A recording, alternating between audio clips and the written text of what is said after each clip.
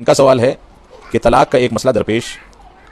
آپ حضرات رہنمائی فرمائیں۔ معاملہ اس طرح کہ ایک شخص نے پہلی مرتبہ طلاق دی، پھر اس نے 10 دن کے بعد دوبارہ طلاق دی اور 3 مرتبہ سے زیادہ طلاق کا لفظ استعمال کیا۔ لڑکی احناف سے ہے اور اہل حدیث کے گھرانے میں ہے، اس لیے آپ حضرات سے اس پر مفصل جواب مطلوب ہے۔ دیکھیے، ایک بار طلاق دی ہے، پھر دوبارہ 10 دن کے بعد طلاق دی ہے، یہ طلاق بدعی ہے، یہ طلاق کا طریقہ صحیح نہیں ہے، لیکن طلاق واقع ہو جائے گی۔ یعنی اب اس کی 2 طلاقیں واقع ہو گئیں، کیونکہ وہ 2 مجلس میں ہیں۔ ایک بار میں اس نے کتنی بھی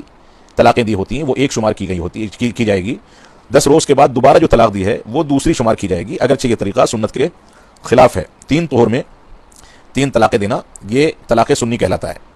اب 10 دن میں دوبارہ طلاق دینا یہ طلاق بدعی ہے، لیکن واقع ہو جائے گا تو 2 طلاقیں واقع ہو چکی، اب اس کو عدت کے دوران رجوع کرنا ہے اور رجوع کر کے میاں بیوی کے طرز پر زندگی گزارنی ہے۔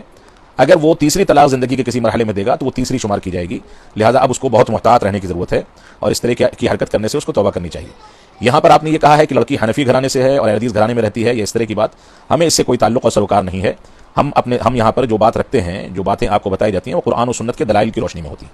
قرآن و سنت کے دلائل کے مطابق طلاق کا جو مسئلہ ہمارے سامنے ہے وہ یہی ہے کہ یہاں پر یہ طلاق بدعی ہے، 2 واقع ہو چکی، اب یہ رجوع کی گنجائش موجود ہے، اگرچہ اس نے پہلی بار اور دوسری بار 10 روز کے بعد کتنی بھی مرتبہ طلاق کا لفظ استعمال کیا ہو ایک مجلس میں، وہ ایک